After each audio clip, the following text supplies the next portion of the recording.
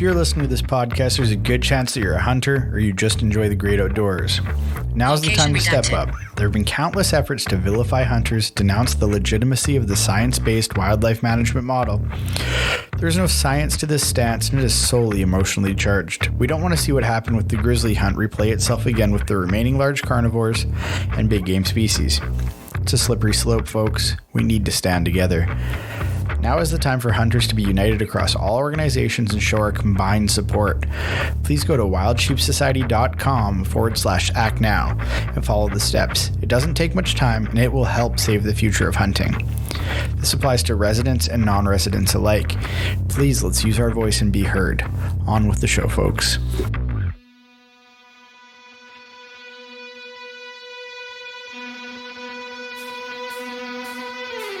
This is episode 43 of the Wilderness Locals podcast. Our guests are 4 guys under 30 that all killed their first sheep this year. As you can imagine, stuff got a little squirrely and some editing had to be done in post. This podcast is brought to you by Kafaru International, the toughest hunting gear on the planet, bar none. Frontiersman gear, high quality, completely custom, handmade knives made in the heart of the Peace Country. And as always, we're brought to you by Just Shooting Arrows, BC's premier archery shop. So what we should probably do is we should probably go around the table here and kind of introduce everybody so everybody listening knows who's who. Everybody knows me and Wasey already. Yeah. So why don't you start, Matt? Who are you? Yeah. Name's Matt Mccabe from the interior of BC here. Grew up hunting, obviously. Had the sheep bug for probably good 6 or 7 years now. Was able to get my first ram down this year along with everybody else sitting at this podcast. Yeah. Yeah. So pretty exciting. Looking forward to some more adventures this year. I'm going to pass the mic on to Cole here.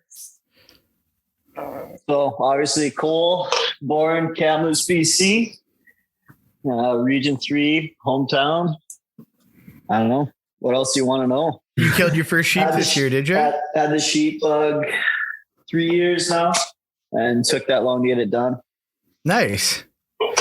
And then our audience already knows Jeff. Jeff was on a earlier episode, and we know Jeff got his first sheep done this past season too, right, Jeff?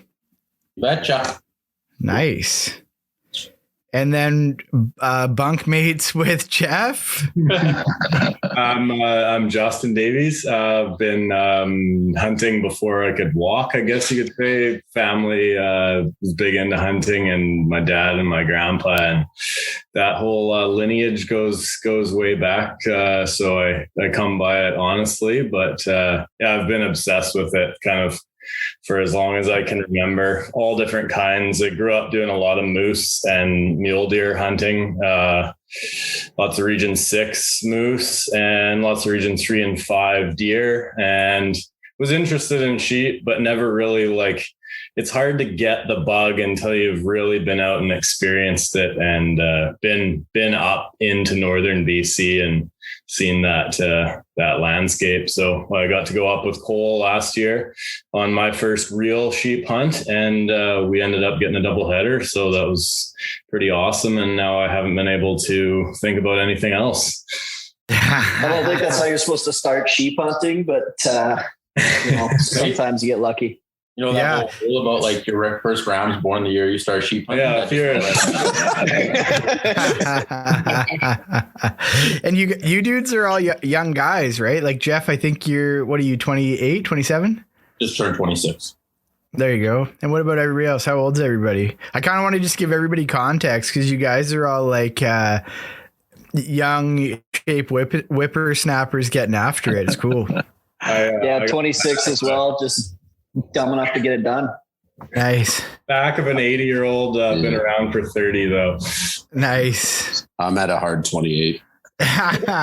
So I've lived hard, feeling 60, but we'll go 28. He's my uncle, but he's younger than I am, so we'll see how that works out. That's what the records show anyways. Very rarely on these podcasts are me and Wasey the old goats, right? Like I'm 34 and I think you're 36, right? Yeah, 37. Nice. Yeah, we're like old boys compared to you guys. Yeah, well, you went from We got something to look up to, anyways. Ah, son of a bitch. I think Cole has something to start off this podcast with, a trademark for maybe the headline for this. Oh, Yeah. Oh yeah, not much, man. We just wanted to talk about how you went from Barklow to Barlow. with you guys, eh? Yeah, man. You're really scraping the bottom now. We got to say. Well, I've run out of guests. We figured. What I did is I went on Wild Sheep Society and I just looked for the most recent members and I just picked 4. It's like, it just happened. You guys were all under, like, just about under 30 and killed sheep. So scraping the bottom of the barrel. Monarch member patch on a Kuyu jacket. yeah, exactly. So, oh, gross. So let's talk about the sheep thing here. What drove you guys to chase one of the harder species in BC? I think it's just a general progression of things, isn't it? You start out with things that are attainable, mule deer or moose. Yeah. And then as soon as you learn to glass and see all of the animals on the landscape, you just want to see more. And then all of a sudden you end up wanting to walk up every ridge and see what's on the top and what's over the next side. You just get that syndrome. Mm-hmm. I agree. It's super addicting. I think the country that sheep live into is just so beautiful, and you crave it. You get in there and that's all you can think about. Once you're there and once you leave, you just want to get back there. And it's super rewarding country, whether you kill something or not. But when you kill something, it's even more rewarding. And yeah, it's just an overall awesome experience. Nice. I remember reading an article in a BC Outdoors magazine when I was 12 years old, I think, and it had a picture of a guy in jeans and a Stanfield with a sheath knife on his belt and a big backpack on and a wood stock like Model 70 or something. And it was sheep hunting, the pinnacle of or the hardest hunt you can do, or and I probably butchered the title, but that's what it was anyways. And I read it and just thinking, I had no experience, no eyeglass into what sheep hunting was back then. But I just remember thinking, wow, one day I'm going to be up in the mountains sheep hunting and I'll figure it out. But yeah, I agree. If you haven't seen where sheep live up in northern BC, you can hunt a lot around in the interior and other places in BC, but there's just no place I've seen yet to date that compares. Nice. Yeah. That's awesome. That's a great reason to get out there. And now, so, Jeff's got a Rocky on the ground. What kind of sheep have you guys all killed? I'll start with myself here. I killed my first stone this year. I've been chasing bighorns for the last 6 years. Not successful with the ram yet. Just haven't really found the right one. It's not for a lack of legal rams. It's just finding the right ram. The area that I hunt has been devastated with some ongoing issues like Movi and predation and stuff like that. Mm-hmm. So just trying to find a ram of age in that country has definitely been difficult. And then I was fortunate enough to help a buddy shoot a 10-year-old ram on Kamloops Lake this year. He was very lucky to draw that tag and asked me to tag along with him, which was a super cool experience. It's awesome. And then Cole, you obviously killed a stone too, right? Yeah. So we were able to get it done on our stones this year, northern BC. It was my 3rd year of trying and hiking around halfway aimlessly and then slowly figuring it out. Nice. And did you guys fly or hiking? Neither. We took a boat in up one of the rivers in northern BC. Sweet. That's cool. I'm up the river. It's funny when you hear those northern BC stories about stones. There's so many ways to go, and there's so many ways to skin that cat. And when you think about it, like it, having not done it, you're like, oh, you just fly in. That's the way to do it. And then you hear these guys, oh, we took a jet boat like a gazillion kilometers and hiked over this ridge that nobody's seen in a bunch of years. And there's so many ways to do it. It's so cool. That's half the experience, right? You want to get out there and see something that no one else has or very few people have. That's awesome. Justin? Yeah, I was lucky enough to get a stone myself. It's sitting behind us here with Cole, jet boat Nice. up the river, and did a fair bit of hiking, and probably could have done a fair bit less. But if you're going to be dumb, you got to be tough, and that was what we lived by on our hunts. Hashtag warrior. Yeah, real. We didn't quite tag on 60 vertical miles, but Gross. Not idiots, maybe. We won't touch that subject, Jeff. Cole has lost his route choosing privileges. We'll just put it out. Every like hunting crew has that guy that just picks the wrong route all the time, right? No, it was one time. It was just the worst time. It was just the one time. It didn't end until we got home. Yeah. Yeah, kind of like that. Honestly, though, it was amazing. It was an awesome trip, and can't wait to do it again. I really want, I don't know why, the two species I'm after are caribou and Dall, and we put in for a Dall draw this year. That's kind of at the top of my next sheep, what I'm going to go after, but we're going to try and go after stones again this year. I don't know if I'm jumping the gun here, but stones are on the menu again this coming season here. Cool. Jeff, I can't remember from our podcast, what's next for you? Are you trying to cut that stone pig now, or are you going to do something else? No, I want to kill a stone now. Well, I got a 2-week stone trip, or 2.5 almost week stone trip planned for this year. Nice. For the opener. So try and. Is that flying? Yeah, well, I'll be flying in. Nice. Yeah. Nice. Yeah. That'll be a lot of fun. Everyone should always just fly in, man. Stay away from boats. Don't even worry about it. Go share your quilts up there. Boats suck, eh? Dude, they're awful. Yeah, you'd hate it. They just burn gas and get stuck. So I saw a photo from this past week of some guys that I know digging out a boat. Yeah, that might have just been because we were drunk and left it tied up on the bank. Yeah. Matt drank too many beers again. Brutal. We don't drink in boat. It sounds dangerous. Yeah. Safety first. No kidding. So you guys,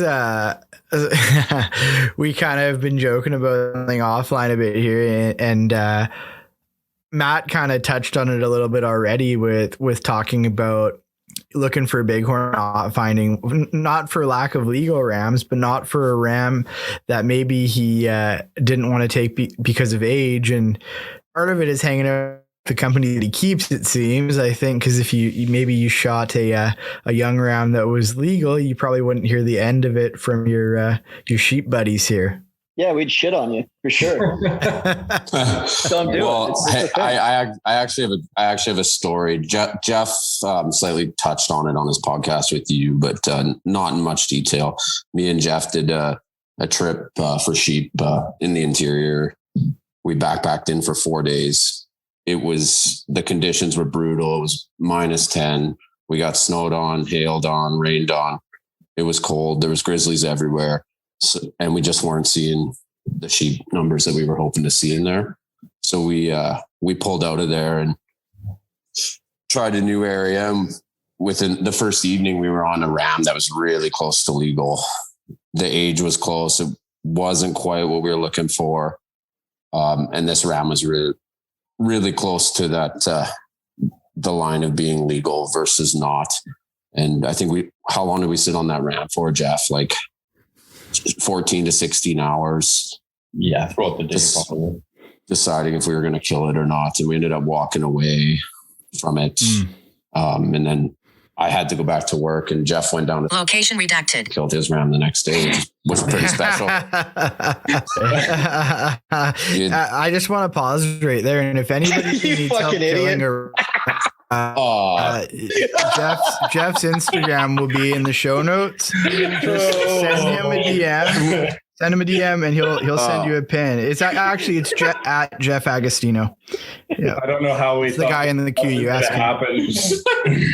Can that be cut? No, this was bound to happen. No, we got to keep it in there. Let's leave it. It'll be great. Just ask Jeff. Jeff will tell you whatever you need. Better yet, let's make a website. Visit www.jeffagostino.com and hit the map. There's pins on there. Live tracking. I think it's a good idea. I'm moving to Alberta. There's active caller data. It's rolling You have out. a spare bedroom. Jeff's looking to change provinces here. I'm gonna come kill those fucking 7/8 Rams out there. I don't know anything about Alberta sheep. Yeah, we got some sheep. It's not like you guys got though. Yeah. You've been on quite a few of those hunts, eh, Wace? Yeah, quite a bit when I was growing up, but we got such a small sliver of mountains. It's hard, right? And lots of guys, so and there's no secret spots left, that's for sure. And so out there, is it all backpack hunting? Yeah, kind of a mix. Hey, a lot of guys do lots of drop camps with horses, and then guys will spike out from there, kind of stuff. So, but yeah, for the most part, yeah. What's the rule out there, Waste? If you kill a ram, you got a couple years before you can hunt again, right? Yeah, I think so. Yeah, unless they've changed it, but I don't think they have. But I think it's 2 or 3 years if you kill a ram before you can shoot another or grab a tag for another. That's wild. Yeah. What's it like to draw that tag, Wace? Well, it's over the counter for a lot of it. Like there's some zones that are, high priority for the draw, and then there's a 410, I think is the archery zone. And I had a buddy really? on that. I've had a couple buddies go on that hunt. But yeah, no, it's kind of weird too. It's just like that hunt's on the edge of Canmore. So like you're on the mountain looking down at the lights in town and stuff. And you're kind of waiting for them rams to come out and to where you can shoot them, right? So yeah, it's weird. Can we hunt Alberta sheep as non-residents, or you have to be a resident there? No, you got to be a resident. It's like their way of sticking it back at BC. I think so. They can stay over there, man. Well, I'm dragging Wasey out this year, and we're going on a goat hunt mid-August, so there'll be some Alberta in the hills this year for sure. But yeah, is this another podcast that searches for nannies? Yes. Yeah. It's actually I'm starting a subscription service called Nannies Only Nannies. Only nannies. I'll send a link. Actually, I'll put the link to that on jeffagostino.com. You can just there you go. But Jeff would be a good person to explain why it's probably not a good idea to target nannies. Yeah, hit us, Jeff. Go. Put me on the spot. Mr. Booner Billy. Well, actually, let's back up a bit. What I wanted to talk about first is I want to stay on some sheep subject here. I wanted to talk about why it's important to harvest a legal ram, especially if, say, you drew that Spence's tag or that 1200 to 1 Kamloops Lake tag, right? Right on the regs, it says, if you draw this tag, please shoot a mature ram. It's not, I think it even says in the reg, 8 or older, doesn't it? Or does it just say broomed off mature ram? No, it says for them, it'll after you shoot a mature, generally broomed ram is what they're referring to. Yeah. When you're talking of, bighorn specific, I can't really speak to stones or dolls, but a lot of those rams are in GOS zones, but they'll never meet that GOS requirement. Just because they broomed their second and third years, they're not going to make up that length through the duration of the rest of their life. So that's kind of what those tags are focused on, is taking those rams and having the opportunity to take those rams that no one else on a GOS will ever be able to take. They'll die before they ever become legal. And most of them do die of age before they ever are taken by or harvested. That's ultimate shed hunting right there. Yeah. Don't get caught. No shit. So Final's gonna hand them in anyway. Yeah. So when Oh, why is it important to shoot a mature ram? Why is it important for us to be harvesting mature rams? I'm playing devil's advocate here. I mean, you got to look at a couple different things. I mean, age class for one is the biggest, right? Bighorns aren't on any sort of age restriction here in BC, where there is somewhat of an age restriction for thin horns. But just keeping that age class up, and in certain areas, the age class of when rams are becoming legal is, it's changed quite a bit over the years. But I mean, when you're seeing 2 and 3 year old rams taken with these tags that most people will never, ever have the opportunity to draw, it gets pretty frustrating, right? Frustrating, and they're at no risk of dying, right? Yeah. The idea is to take an older ram that is closer to the end of its life. Mm-hmm. That spread its genes already, right? Yeah, exactly. Biologically too, an old mature ram that is still physically the top, he can just hammer the shit out of the younger 5, 6, 7 year old rams that are wanting to be breeding and can have really good genetics, but they might not have that chance to breed. And an older ram that is more mature and has spread his genetic lineage multiple times already, and it's especially in a smaller herd zone, that's the genes can start getting a little bit thin, and you don't want incest happening with the animals, and the larger any gene pool can be, the healthier that specific species will be in that area. Mm-hmm. Yeah, older rams generally put less stress on the ewes too during the rut is another important thing. Mm-hmm. Don't beat them up as bad, right? I think one thing is BC residents, and a lot of BC residents have a very removed perspective just because of the ability we have in terms of hunting. I mean, you talk to guys that live down in the southern or like lower 48, and what sheep hunting is for them when they're drawing these tags. The idea of killing 2 and 3 year old rams doesn't even cross the mind, right? This is a once in a lifetime opportunity where I think what we're seeing here in BC is everybody and anybody puts in for these tags that are 1,000, 1,200, or 900 to 1, because in their mind, they're never going to draw that tag. They don't do any of the research. They don't do any of that. And they draw that tag. They don't have any real experience in the mountains, and they're just going out there and taking the first thing they see. Yeah. I've got something I'm kind of sort of hoping to work on in the coming years, and putting together something like down in Colorado and some of the other states, they do a 1 day or 2 day course for guys who draw these tags, to talk about the importance of taking older rams, to talk about age class, to talk about judging sheep. And I'd like to do that with goats and sheep. I think it'd be super positive for drawing these tags. It would almost be good just to put a video series together that could be included in your LEH pamphlet when you got it, right?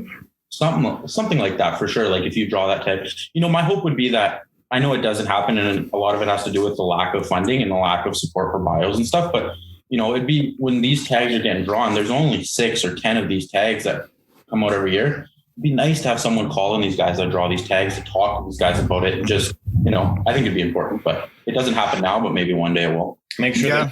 You think some of them guys just don't know?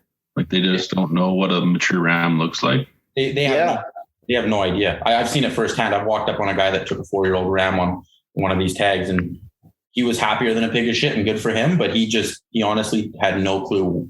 He had no idea, right? It was so foreign to him. Hadn't done his homework.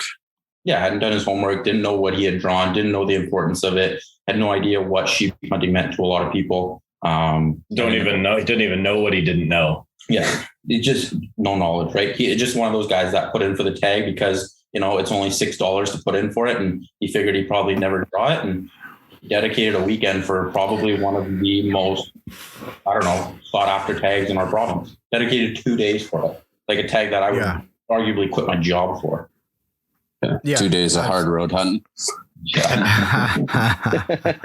Yeah. It strikes a chord about what sheep hunting is about to a lot of people, right?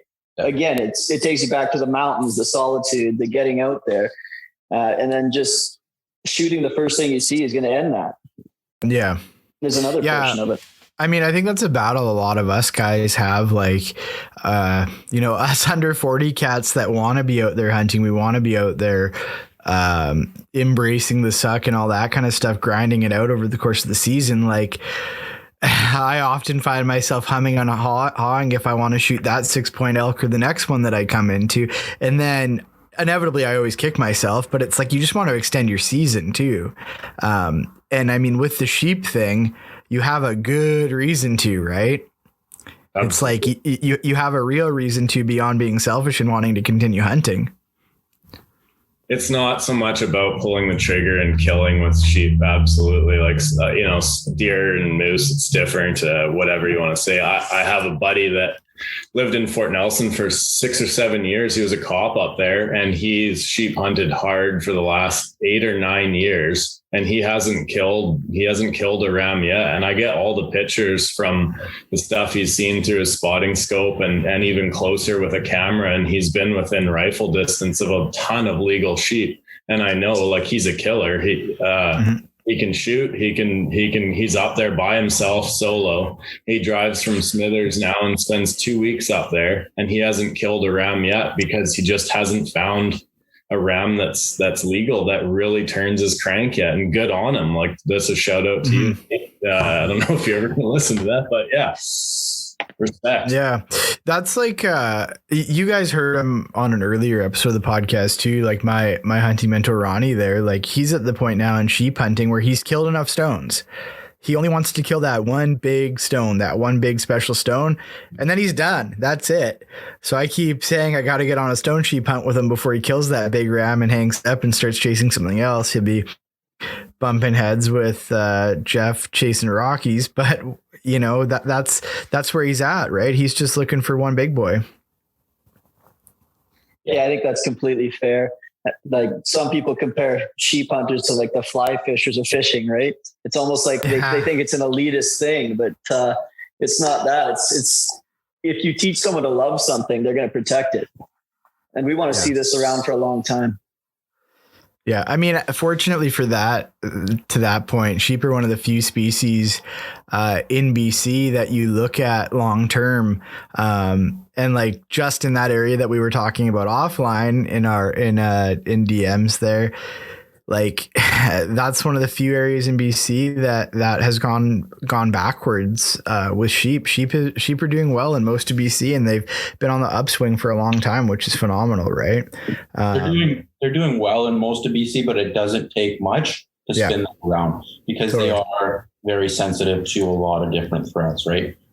Especially disease. And we've seen that in different parts of the province, but I think it's very important that us as sheep hunters and people who care about them are putting our time and whatever we can afford to put into them, back into them, to make sure that that doesn't happen. And that, you know, when we're sitting on this call in 35 years, sheep numbers are still the same, if not greater. Yeah, let's hope so, right? Yeah. Mm-hmm.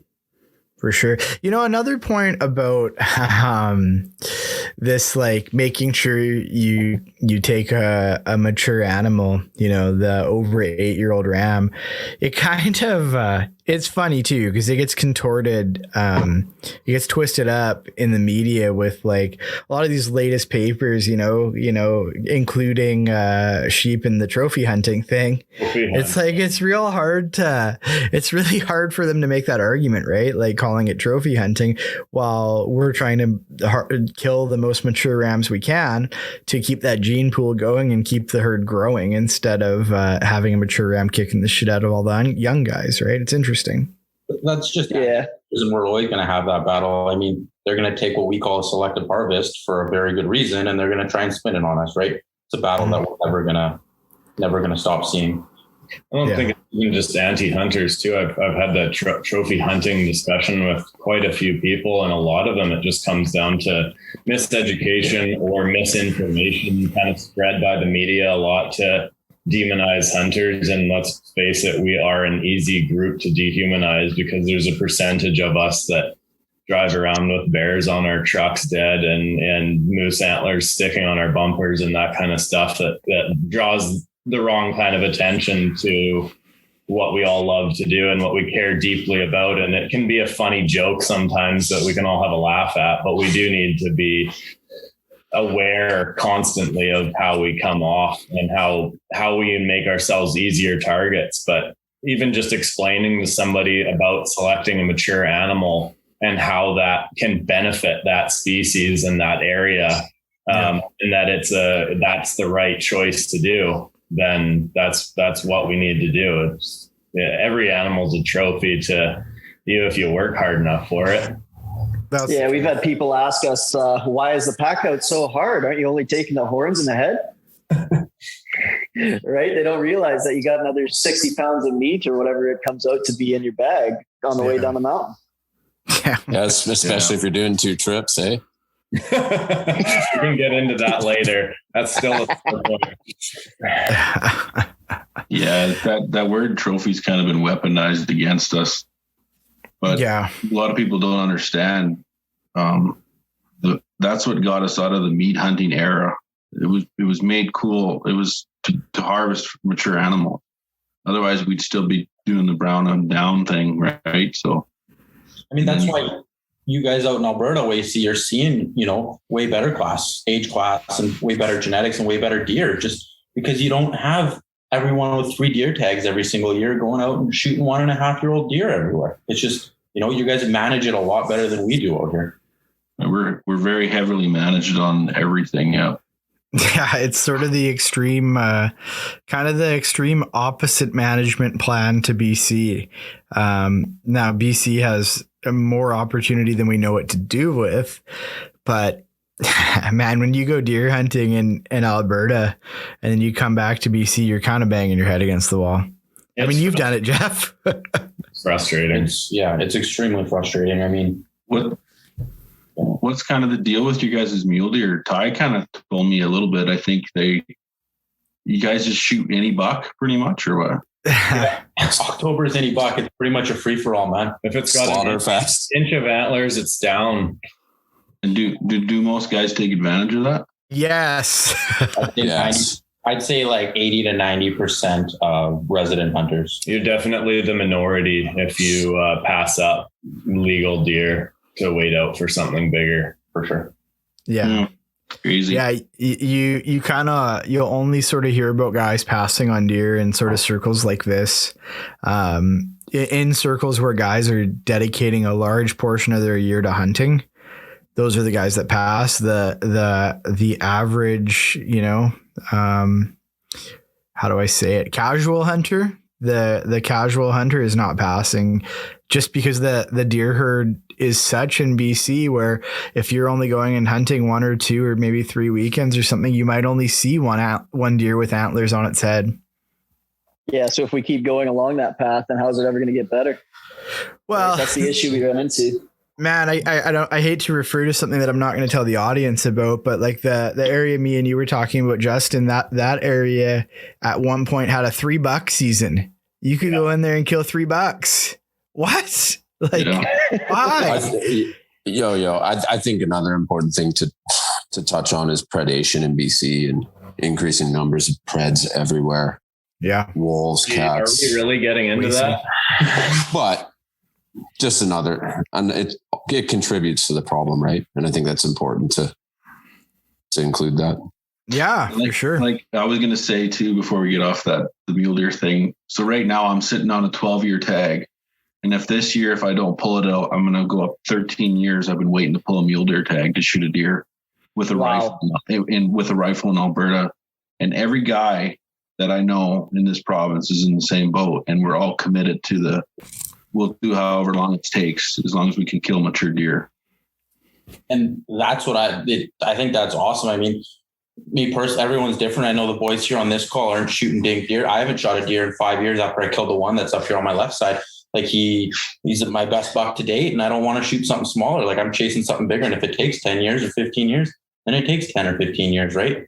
And, for me, I think a lot of people look at hunting different ways, but, You're never going to shoot a 180 class or better deer in BC during general open if you shoot every 120-inch mule deer that comes across your sight, and that you have to get that through your head, that if you shoot every small 2 and 3 and small 4-point that you ever see when it's legal, and then you're scratching your head wondering why you're not seeing 170 and 180-inch deer, like 2 + 2 = 4 here, guys. That's pay attention and change your tactic up a little bit, I think. What's the general how do guys act when is everybody high-fiving and like driving around with them bucks in town and stuff, like the 120s and stuff? Everybody thinks that's great. Absolutely. Most of the time. Yeah. Yeah, it's a lot different culture all over BC, right? So, Wasey, one thing you have to remember with BC, like down where me, Jeff, and Justin live, if you cruise through town with a deer in the back of your truck, they'd call the police. If up where Matt and Cole are, it's a lot more widely accepted. BC doesn't have the kind of, I don't want to say hunting culture, because we have the hunting culture, but we don't have the celebration of hunting in the majority of the province the way that Alberta has. You know what I mean? Like Alberta, you walk into a store in the middle of November and half the places in Sitka, not QU, but half the places in Sitka or First Slate or whatever, you know? Maybe they do have something going for them, I guess. Yeah. Totally. But it's like, it's not the same. It's not the same culture in BC as it is in Alberta ways. Until you get into the interior. Yeah, until you get into the interior, for sure. And then anything from there north. Yeah, totally. But again, we're talking like maybe 10% of the population, right? and south into the Kootenays. Yeah. Yeah. I'm feeling a lot of negativity, boys, on it. Just like to throw a positive. Oh yeah, let's do it. Yeah. On a positive note, I killed a wolf. With every deer getting shot, it's definitely more feed for the sheep, at least. So.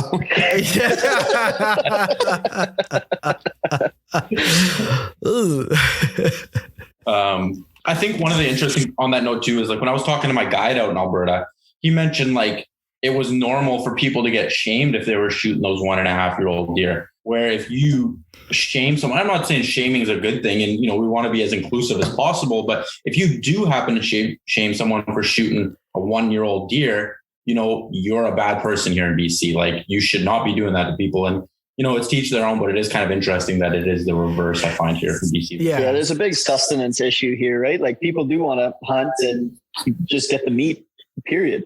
Right? They're not really too concerned with that. 100%. That's a topic I'm not touching with a 40-foot pole. To the non-mature buck point, I have a hard time blaming the guy struggling to harvest his first buck for shooting a spike or just a 2-point or whatever, just because of the way that the management system is laid out. It's taught to us that it's okay. Right. And so it's like, when you look at it, I don't think you have to put the blame or the onus on the person that pulled the trigger. I think we have to put it on whoever is deciding to make that regulation.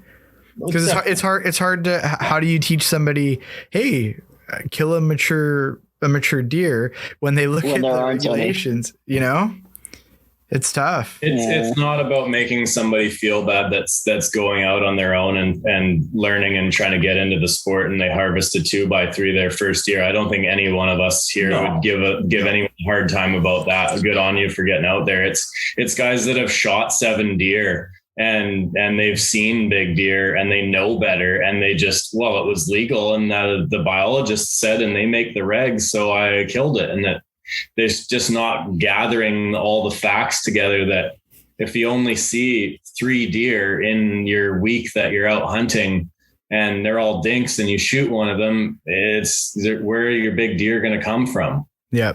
Matt, I'm sorry. I'm diving in. Here we go. Look at this cow-calf season right now.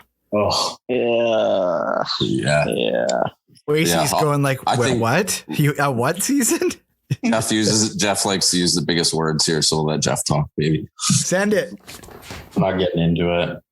Cool. What is it? Shortest guy, tallest words? No. The Italian prince. There you go. Get it right. Jeff hasn't matured a lot in the last 3 days. He doesn't even acknowledge any of that shit anymore.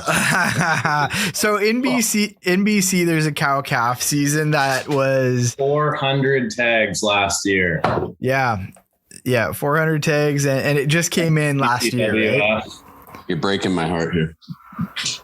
It's, from what I understand, it's being used as more of a scapegoat for bigger problems that are going on with other populations of other ungulates. I mean, I don't know like everything about it, but it's interesting how they're dealing with it. I mean, I think we're talking caribou and as opposed to culling wolves, they're talking about eliminating the food source, right? Well, they're still culling wolves. They're just lying about it. Yeah. They don't. Yeah. Not being transparent for sure. Well, I mean, and it's, it is hard to be transparent about that into the 2021 climate. So, right. It's tough. Wolves are so cool. Yeah. I mean, nobody ever them and hear them. Yeah. It'd be really cool to shoot them out of a helicopter. That'd be tight. I mean, they call waste dog for a reason. So there's no love lost here. That's the issue is just explaining to other people why we want to kill them. Yeah. Right? No. What is the need for populations will manage themselves. It's the biggest battle we face. People let Mother Nature balance itself. Let it. They're so far removed from the reality that they just don't understand it. Yeah. And it's not why we want to kill them. It's why we need to. I think it's important. Yeah, it is. If you look at a map of BC now and then compare it to however many years ago you want to go back, 100 years ago, and you look at all the logging cuts, the roads, the access, it's amazing what we've actually done to the landscape. Mm-hmm. Right. So we've treated all these corridors and passageways for all these animals to move and transfer through. Mm-hmm. I don't see how you can just let that go and it'll magically fix itself now. Yeah, I mean, when you start getting into like some of these 1950s and 1960s forestry books and ranching books, it's unreal the lobbying that was taking place back then between like the grazing associations and the logging associations, where they were kind of working together, and the logging guys were like, okay, here's what we're going to do. We're going to compartmentalize our logging and we're going to rotate through all these blocks. So by the time we're cutting the one beside that we originally cut, that one will already be 10 or 15 years old. So it'll create cover habitat for the ungulates, yada, yada, yada. It was this beautiful plan that they laid out. And like, I think it was like year 3 or 4 of the original outlining of this thing. And like, wherever this particular one was. And it's like, everything was cut. They were just applying for new permits to get into the high country. Like industry, man. It's crazy. Yeah. You still got to feed the machine though. And that's our biggest resource, right? Yeah. It's our responsibility as humans in this portion of the world that has created this imbalance and changed the environment from when the wildlife could actually balance itself. It is now our responsibility as stewards of the land to go through and use our biologists and go through and try and make sure that we do the best in keeping the numbers what they should have been. We can't just let it roam free, because we can see what happens fairly quickly when they're left on their own in unmanaged numbers. When we have roads and trails and logging roads everywhere, and if it's not a logging cut, it's a windmill or it's a pipeline or something that gives predators unnatural highways to corral and kill animals during the wintertime and all year round. And that wasn't found back in the day. What's kind of the pulse with the wolf hunting in BC? Like, are guys still getting out and getting it done? Or is it just kind of nobody's really touching it? Not what it used to be. I mean, what you got to think about, and this is a conversation I had with someone not long ago, is, back in the day when trapping was a big thing, there was a lot more of it because people were able to make a living off of it. So people made a living that way. They were out there taking predators, taking wolves all the time. It was a normal, where you look at today's day and age, no one can really live off of that lifestyle anymore. I mean, so no one's really doing it in BC from what, I mean, there is. But currently, none of us here would pass up a chance to take a shot at a wolf inside of 2,000 yards. I'd flip my damn truck just trying to get a shot at a wolf if I could. It's something that a lot of us are aware of, and the importance of trying to even that playing field out as little as we can. So back in the day, Alberta, like, we kill wolves as many as we can, and everybody's on board. Everybody kills them. We trap them, snare them, however we can get them. Back in the day, my granddad and them guys used to poison them, strychnine. So they'd find, a moose carcass or whatever, drill a hole in the ice, freeze a leg in, and then they'd strychnine it. and then they go around the edge of the lake and pick the whole pack up. Yeah. The problem with poison is it doesn't discriminate. So you end up keeps on giving. It kills everything, you know? So, but what's kind of worrying me nowadays more than anything, like, is wolf hunting's becoming super popular to everybody in the lower 48. So the wolves are starting to gain value in dollars. So outfitters are not wanting to snuff them all out. Like some guys still are. Like I still kill as many as I can every year, but I'm worried that some guys maybe just want to try and save some, right? So they have some for hunting the next year. But I think it's just way too hard to hunt and kill wolves anyways. I don't think they'd ever have a problem with actually eliminating them. Well, let's say this, you know, a bunch of young guys in BC here, 5 young guys. How many cracks at wolves have we all had? I think we all 5 of us probably have more days in the field than anyone, right? Yeah, I've had 2 cracks at wolves in my entire hunting. I've got 1 in the last 3 years. I'm at 2 total. 3, and I've got 1 and one bad hit. Yeah, I've only had a shot at once, 1 ever. Yeah. I grew up doing that, right? I shot my first wolf when I was 10 years old. My dad used to wake me up before school. We'd run snares and drag wolves in. Like, I kind of grew up trapping, right? So I know the struggle with the bastards, but it's just like, it's impossible to, your guys' terrain's like, we got big timber too, but your guys' terrain makes it hard, right? Yeah. I think that's the biggest thing with like some of the areas I spend a ton of time in. There's tons of wolves in there, but you're dealing with some of the nastiest terrain in the southern part of our province too.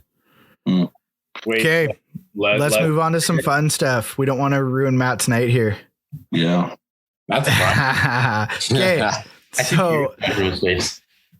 So favorite part of sheep hunting. Let's go.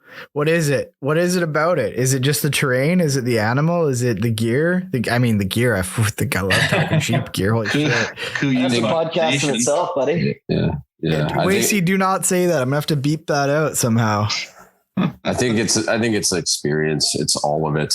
Basically everything that we kind of got into.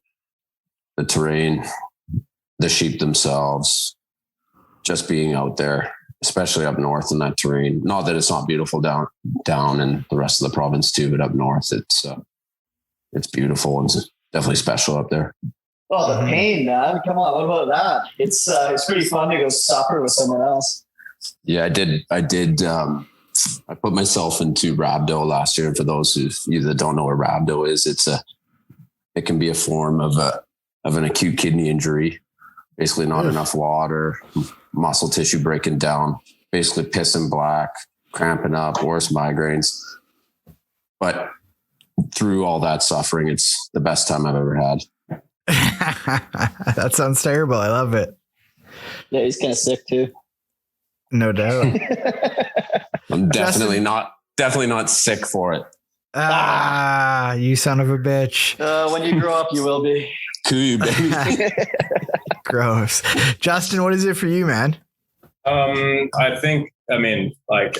go on what Matt touched on there, everything, but more specifically, like the camaraderie and then just the separation of, you kind of leave everything else behind a little bit. And it is a little bit like running away with Peter Pan and the Lost Boys, and you can transport yourself back in time. And apart from being covered in, subalpine and whatever Kuyu camo of the day there is, you can put yourself back in what Jack O'Connor and those boys would have felt like back in the day.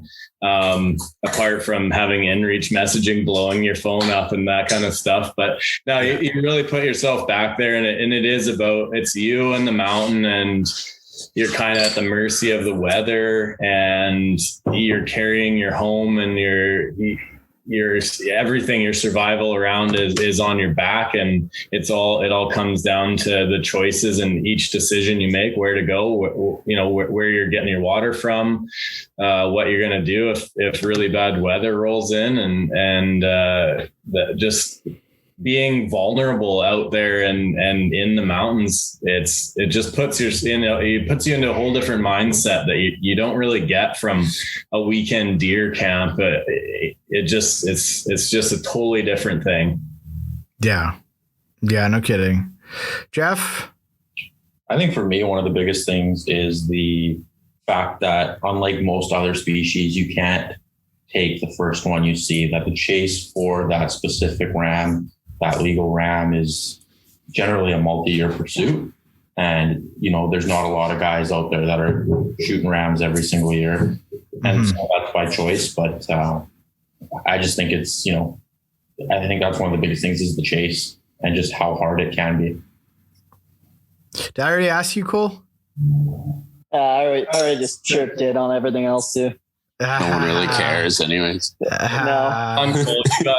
about how good of a choice you made with a sheep hunting partner.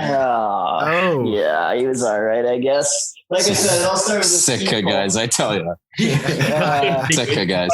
So when I met Justin, we were sledding together. That was that was the thing we ended up doing through mutual friends.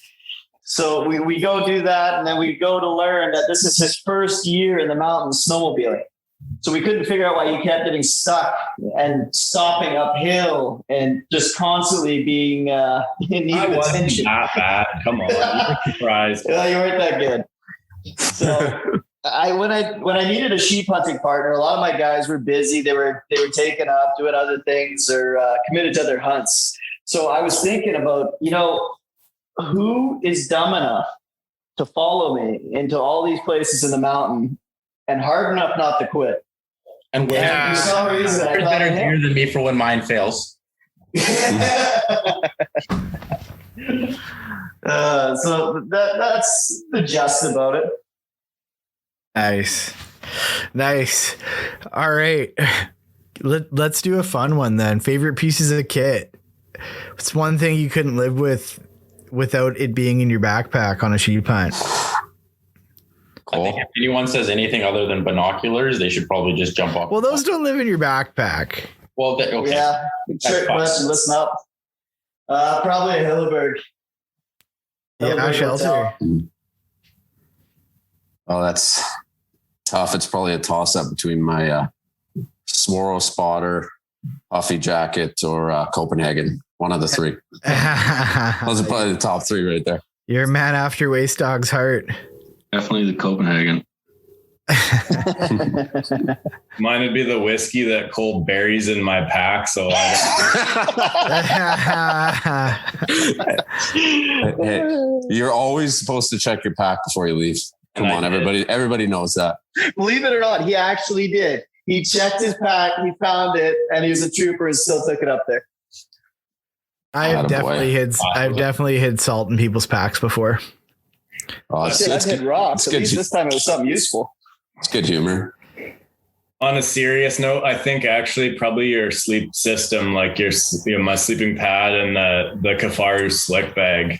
If I guess we're sponsored by it, so we can say that. But you can say whatever you want. I'm just having wet gear and being able to put that in the bottom of your sleeping bag and still have a comfortable night's sleep, and waking up with gear that's bone dry. I don't know what you can have that's better. And your sleeping bag can get wet and it's not going to fall apart, and it's still going to provide warmth for you. And the morning that Cole and I killed on, we both were dead and rolled into our bags with our boots and clothes on a mossy side hill and slid like 8 feet away from our packs and woke up comfortable and warm. And I probably wouldn't do that in a down bag. No. Maybe not anyway. Might not live. What about you, Jeff? I'd say my puffy. Honestly, my down puffy is the one piece of gear I grab the most. Super down pro. Yes. But I think like your sleep system, and if you want to spend any time in the mountains, you need to have a pretty dialed sleep system. I think that's pretty common, but I just find that I'm grabbing for my puffy all the time. Yeah, I live in those things, man. I'm always freaking cold, so hard to glass without them, especially up north. Yeah. Totally. Can't glass. Totally. So what's next? Are you going to bring up your only nannies or what? Oh yeah, I mean we could. I don't know how to bring that up. I think that's the sort of the same kind of game as the ram thing, right? Where, you know, with rams you want to make sure you're shooting a more than 8-year-old ram. And with, I just want a public service announcement. That's all. Yeah, and do your best not to shoot a nanny. Yeah, there you go. It's just, I mean, it happens. Don't shoot you either. So I think we could have jeffagostino.com certify this, but I think you should really ask Jeff about those guys he saw that had the special doe fawn spring LEH tag that he watched. Hold on, before we ask about that, I think Rocky Mountain Goat Alliance actually has a stat, and we'll have Jeff confirm it here, but I think it's like for every nanny that's harvested, it takes like something like 10 years for that specific band of goats to recover, right? And it's something, the fallout is something like, it's like, I think it's like 10 lambs or something that won't make it. What is it? What's the stat? So you got to remember with goats is the reason that they're so sensitive to certain harvest is generally nannies aren't breeding before 3 or 4 years old, generally the average, and they're not breeding every year. They're not like mule deer does where they're having fawns every single year. It's every 2 to 3 years. So you think about, you put that into a herd environment, you take one nanny out of a group, and if that's a 2 or 3 year old nanny, you look at what her life could have been at 10 to 12 years and how many different kids that would have produced down the line, right?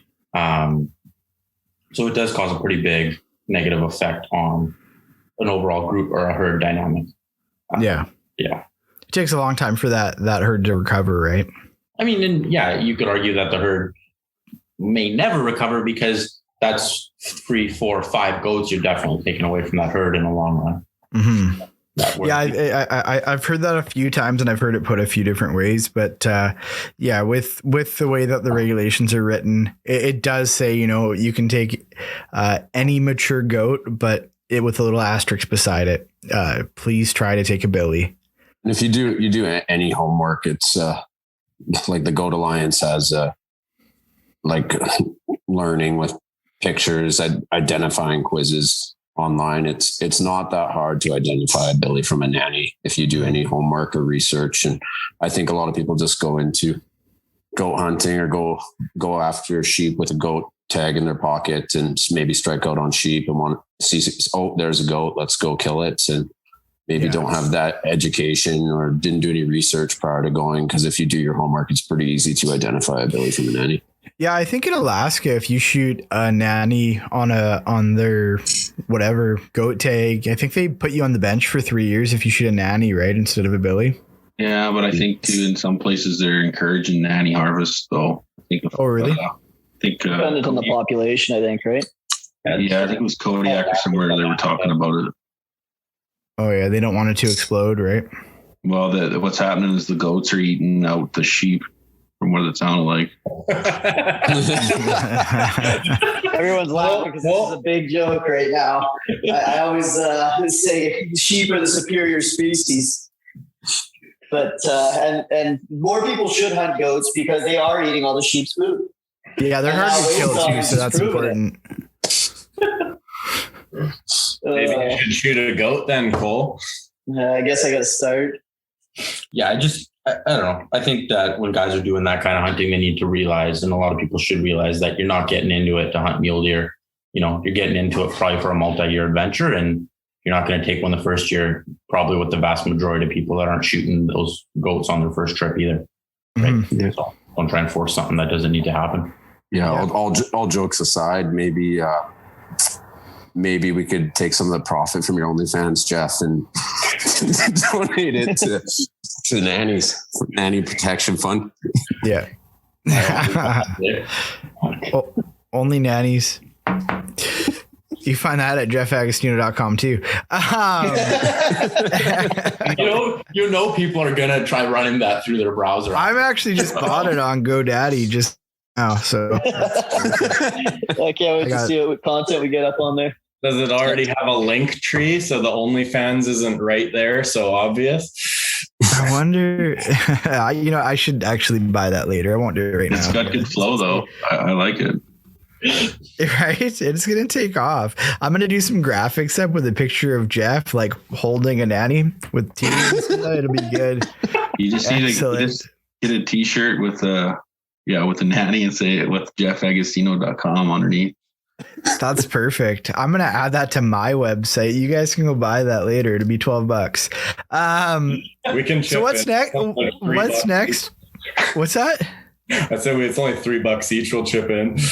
Well, you guys each need one, right? Oh! I thought you meant the website was. Oh no! I got that. Don't worry. I'd like to profit bought off customs this year, so we're kind of on a bit of a budget. Make that free. Jeff, we all bought customs. We're all the Psalm sisters. Yeah, you guys and your guns. What's that about?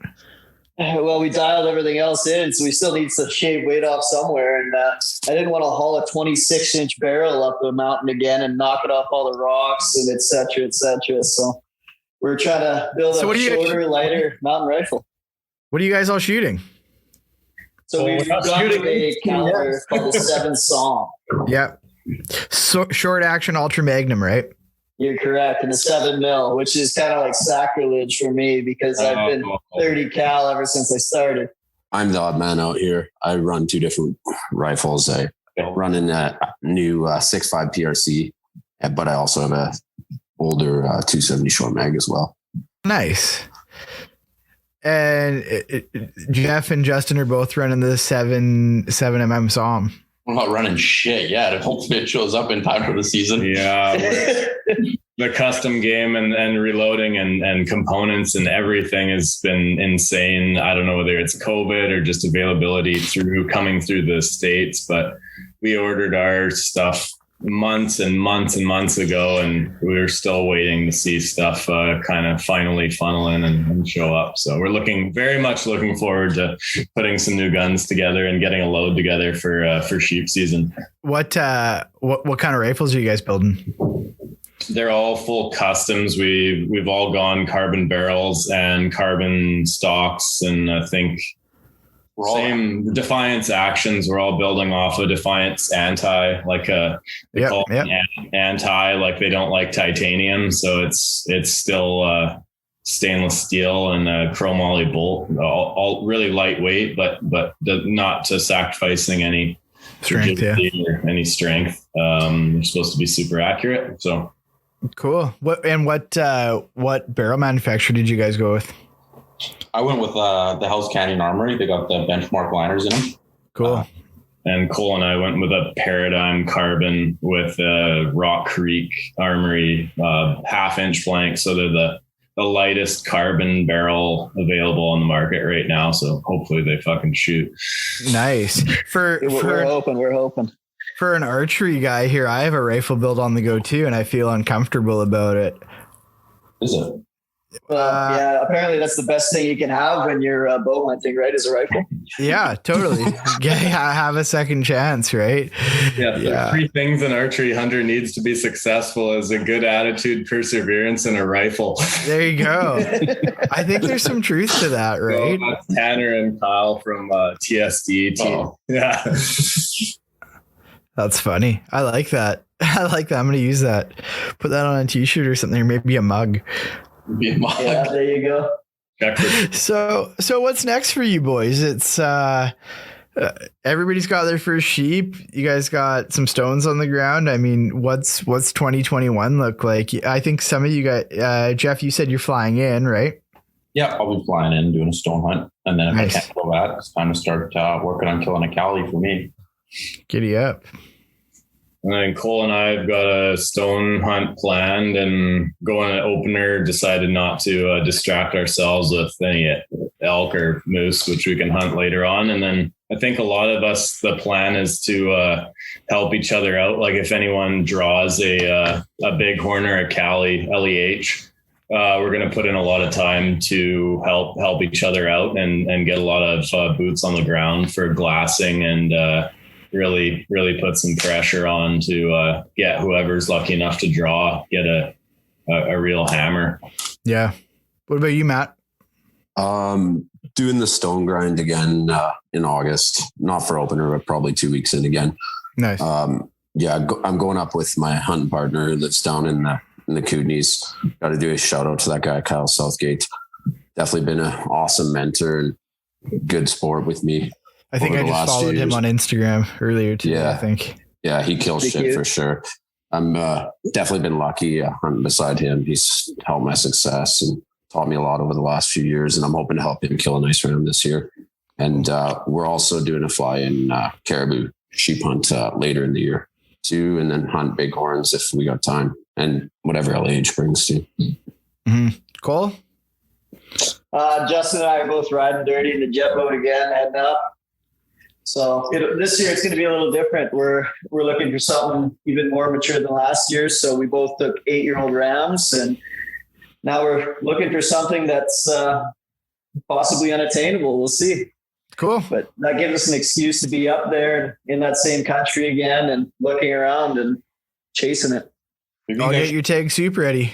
You guys should just say that. We go hunt in February. I'm putting in. What did you say, Jeff? I said maybe you guys should just save that time off and go hunting in February. Gross. Who wants to do that? Man. That sounds terrible. I'm hoping to do it this year. Everybody's got a line in the sand, Jeff. And on the other side of that is stupidity. Come on, you guys out there, just shoot me some tech stuff you're in reach. I'm going to be drinking a beer in fucking Mexico and laughing. Guess I'm stupid then. Matt, you're going for winter goats this year. Put in for the draw. We'll see what happens.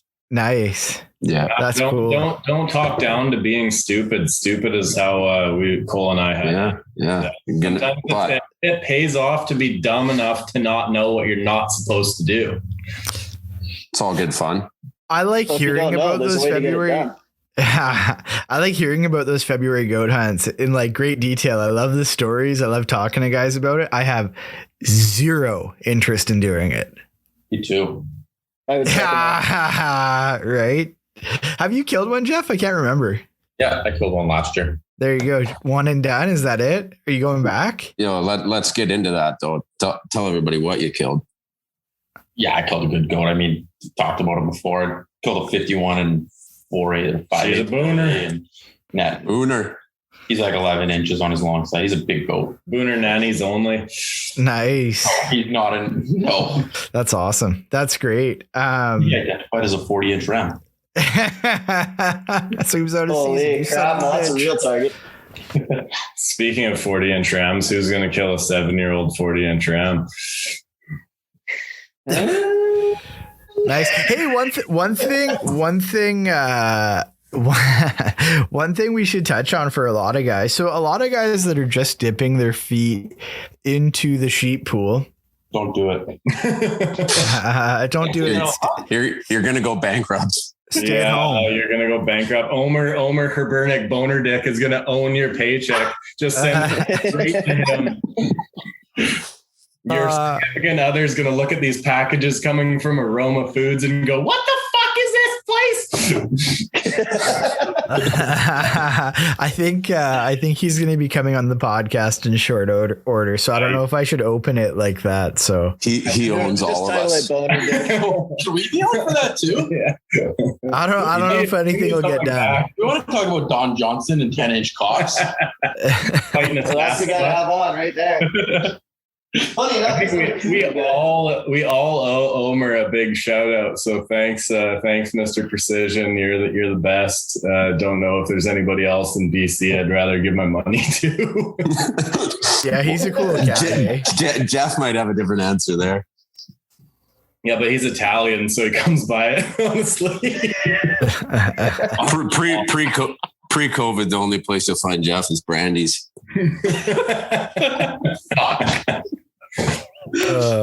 Nice. So what I was gonna ask is for guys. We haven't talked about waste dogs hunts yet, or yours. Oh, yeah. Well, I mean, waste dog's on here like every day, but waste dog, I think.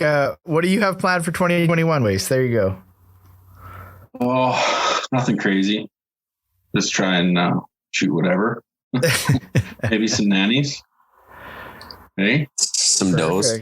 Some does and nannies? No. A couple does and nannies. Not much. One thing I wanted to ask you guys, what kind of glass are you guys running? I got the SLC. Oh God. Professional banner. No, I run like a GeoVid binos, the HDBs, and then Swaro ATX 65 mil for a spotter. 65, yeah. Yeah, I'm a Swirl guy too. Yeah, I have the Swaro SLC 10x42s, and then I have the ATX 95, which is what we pack when we're sheep hunting, and we wouldn't have seen our rams without it. Wicked. Correct. I pack SLCs 10x42s as well, and then I pack a Hillibird so that Cole can pack his Swirl spotter. And there you go. That's teamwork. We're both Swirl boys too, so Nice. Those new Swaro yell ranges they look and LPers are pretty nice too. Yeah. I'll keep you guys posted for sure. Yeah, I've got ELs, and it's just like it's man, when you have good glass, it's crazy. It's like crazy how much more you can do. Yeah. Matt's just packing around the warranty in his chest pocket. Who was it today? Who was it in the group chat today that was like something Probably about how you mount your warranty through your scope? Everyone that buys Vortex says, "Oh, it's not about the product. You're buying the warranty." And I said, "Yeah, you got to ask at the gun counter what size rings you need to mount the fucking warranty to your gun." Like today, these fucking I don't know. I shouldn't get into it. Whatever. So they release a new spotting scope, or a new rifle scope. It's a first focal plane scope with a 34 mil tube, 5 to 25 with uncapped turrets for $500. Like, what do you think you're getting for fucking glass and warranty? Yeah, I'll decide.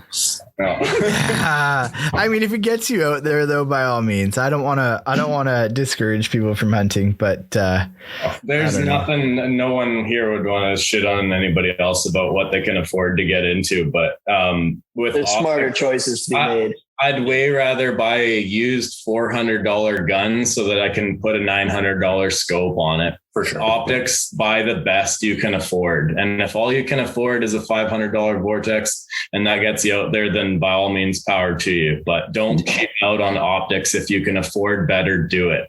Yeah, I mean, you often see guys with like a $2,500 rifle setup with a $200 scope on top of it, right? Yeah, maybe. I don't know. No, you do. Like it happens, right? So what I was going to ask you boys is for guys that are just dipping their toes into the sheep pool and trying to figure stuff out, or like, I mean, even deciphering sheep regulations. There's a bit of, I don't want to say confusion, but there's a bit of sheep diversity here in BC. I mean, we have 4 species of sheep in BC. I mean, we got kind of, right? Maybe 5. 5? Yeah, I mean, you could argue a Fannin. Oh, Fannin? Yeah. Oh, whatever. Yeah. Yeah, I think it actually is. They do classify it as its own species now, like biologically, right? Doesn't count towards your slam. I was going to say, they're just trying to make the fucking slam harder to kill. Like, is it in the slam or no? Even a Cali and a Rocky aren't differentiated in a slam. They're technically under the same as Calis are a subspecies of a Rocky ultimately. Yeah. So what I was going to ask is for a guy dipping their toes in the pool, trying to figure stuff out, right? What is like, so with blacktail, I'll use blacktail as an example, right? Blacktail have that geographical line. Like when you cross this line, blacktail is no longer a blacktail, turns into a mule deer, right? With Calis and Rockies, there's a lot of confusion I find with guys. Like, where is this and where is that? Like, what's the difference? Hard question. So, well, if you're asking Rockies, you got to ask the Prince. So the only Rocky. You only know about location redacted. No, I know about southern portion. Okay. I've never been to location redacted once in my life. So how did you become the Prince then? That makes no sense. I hope this all gets well. There was this one time you met this girl. I Googled location redacted and you came up. JeffAgostino.com. Where's Travis at? Holding the nanny. That's crazy. Where there's smoke, there's fire. Did you have to bring a goat there for the photo? Okay. Ask Matt about the geographical line because he's from there. Yeah. There you go. The geographical Jeff. line. Yeah, so I want to talk about where Cali's become Rockies. So So they say it's along the Fraser. I'm not going to toss out a ton of information here, but it's along the Fraser. And basically. Yeah, answer carefully. It's tough to not give away too much here, but there's a divider. It's in the regs. If you're willing to look into it, send it. But it's along the river. Everything north of that line is considered Cali, all the way along the river and up into different areas north there. And everything south they consider a Rocky. And so now when guys are out hunting, there's overlap between the two, right? Yep. I mean, it's hard to argue that there isn't. So outside of Region 4, there's only two spots where there's technically Rockies, and they were both transplanted. One was an accident and one was on purpose. One is a huntable population and the other is not.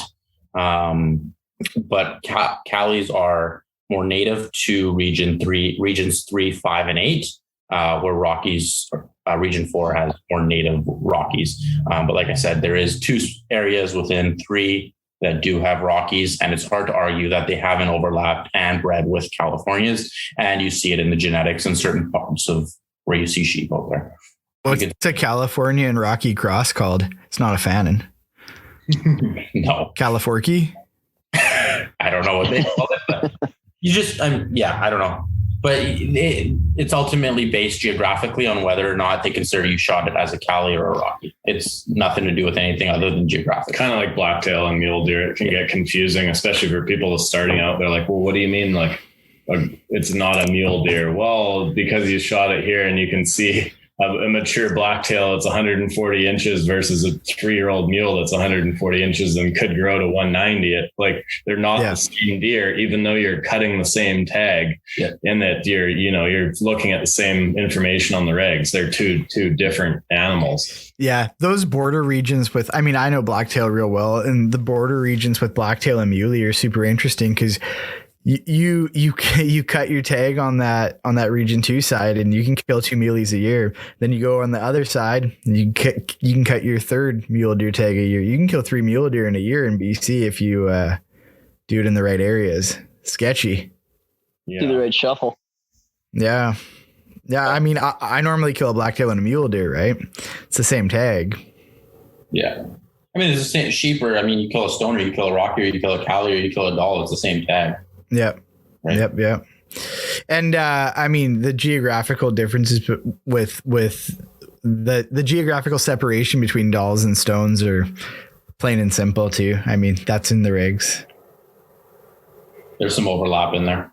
Yeah, no, I know, but the tag is what it is. The dolls are where they are, right? If you were going to the record books, there's argument for that. Oh, really? Eh? It's just like deer don't just cross the road at the deer crossing sign, right? Yeah, if you really, they're gonna go where they want. Yeah, Justin might argue that that's his favorite glassing spot. If there's a sign there must be something there. Where there's smoke, there's fire. I'm telling you. You're telling me it is smart that when I'm driving through certain parts of the province and I see those elk signs, to just fucking drop my Helinox right there and sit. Drop your 24 case and sit on it, and you will. You'll definitely see them in June. Yeah, for sure. There's a spot in BC right in the middle of the top of the province that's like Doll Lake, and there's Doll. I think it's a provincial park now, but it was historically a spot where Doll are. That they're according to today's regs and stuff, there shouldn't be any Doll sheep. It is named after it. Yeah, nice. Yeah, most guys think that. It is pretty common knowledge that there's 2 zones to kill Doll sheep in BC. But if you go, like I said, if you do your research, that might not technically be true. And I don't know the biologic background on it or the genetic background on it, but there has been Doll sheep that are in books that didn't come from one of those 2 zones. Nice. And I mean, or so they say. And with dolls, you hunt them the same way you hunt stones, right? You hunt them on age or. Yeah. Cool. Okay. So I guess we're at an hour and 20 here. So let's start winding this thing down and let's end it with something fun. What's the be all end all for you guys with sheep hunting? What's the ultimate? Like Ronnie was talking about, when Ronnie was on here, he was talking about his first trip out. He saw his be all and end all, and it was a sheep that he's been chasing ever since. What is it for you guys? What's the goal and what's sort of the ultimate for you guys? I'll let you know once I find them. Good one. Doesn't exist for me. I'll hunt sheep till the day I can't walk those mountains anymore. I'll kill a 40 ram and I'll keep hunting them. I might not shoot another ram, but I mean, my ultimate goal is a BC slam. Yep. So, yeah. Yeah, I think BC slam. But like Jeff said, there'll never be a day where I'm not hunting. For sure.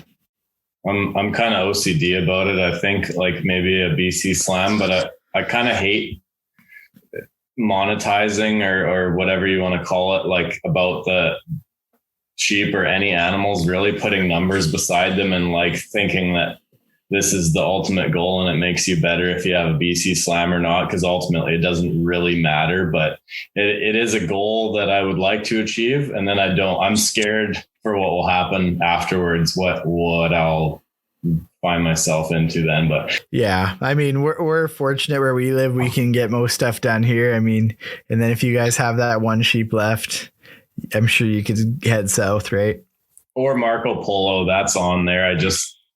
That's on there. Do all of those like overseas sheep, do they have the same draw for you guys? Do they have any draw for you guys? Obviously they do for Justin. You just said that.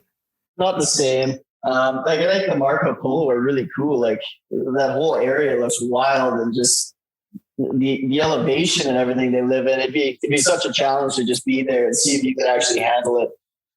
Yeah, I agree. Like it's all cool. And if I had the opportunity to go, I would never say no, but we got enough shit to hunt in our backyard. Not enough time to do it, it seems. Mm-hmm.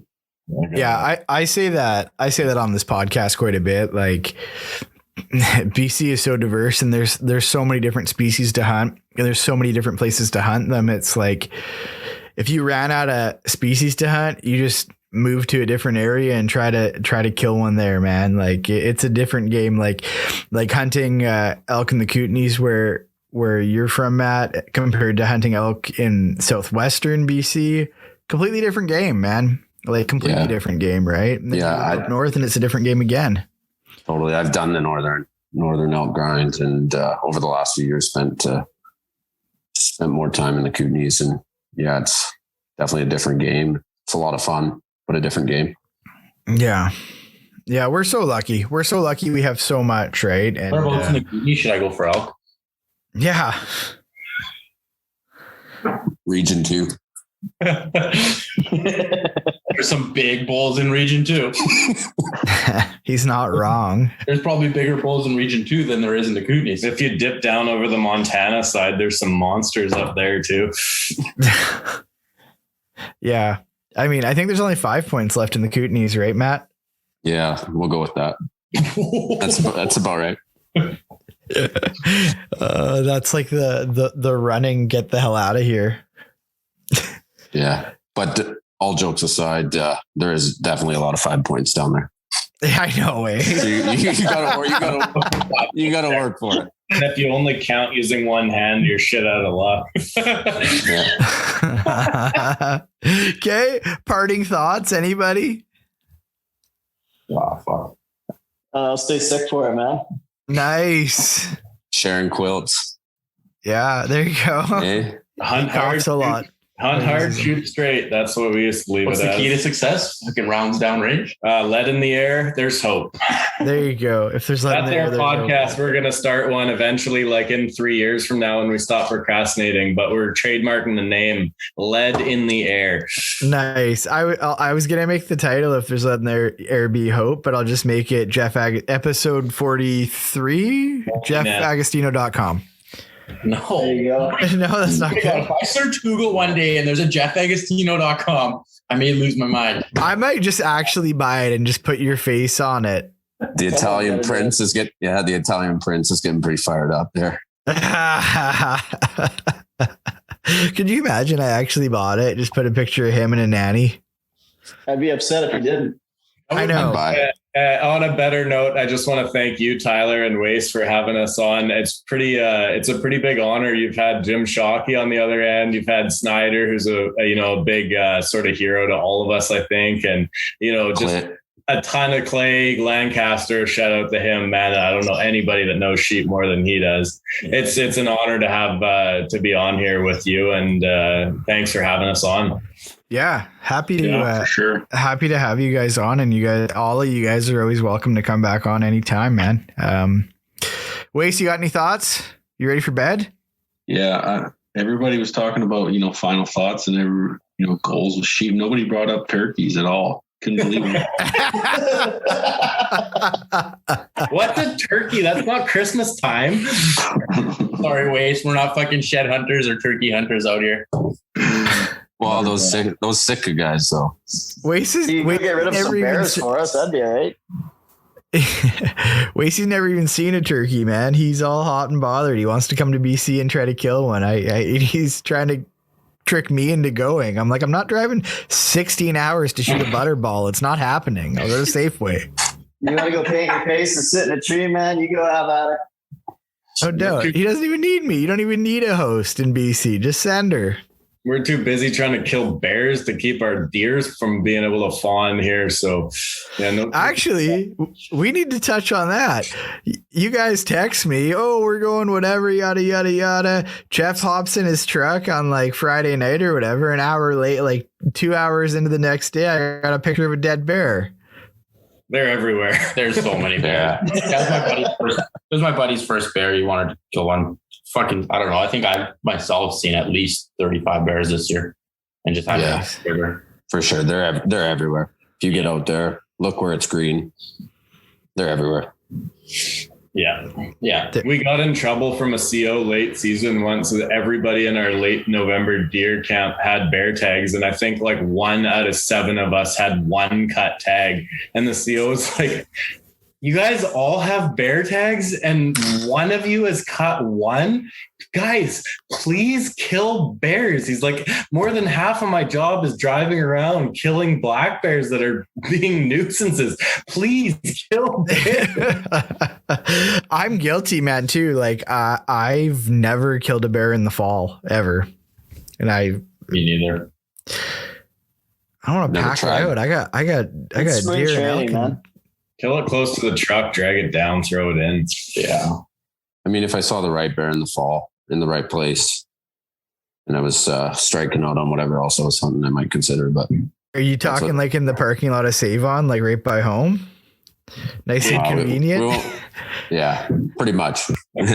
Yeah, no, all jokes aside there's like we talked about, there's just too much in our backyard to go after. Bear is low on that list in the fall. Anyways.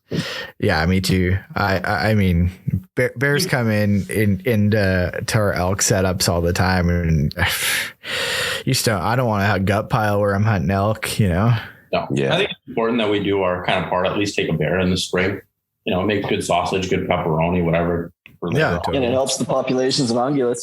Exactly. Absolutely. It's one great thing about the states that they do. They do a really time managed predator call where it's not all year long, but they really put the pressure on like in the month or two before all the animals start fawning and calving. They put real pressure on the predation and try and knock those numbers back just to give a little bit of relief to all the ungulates when they're giving birth in the spring and summer. So I think it's a good idea to take advantage of our spring season.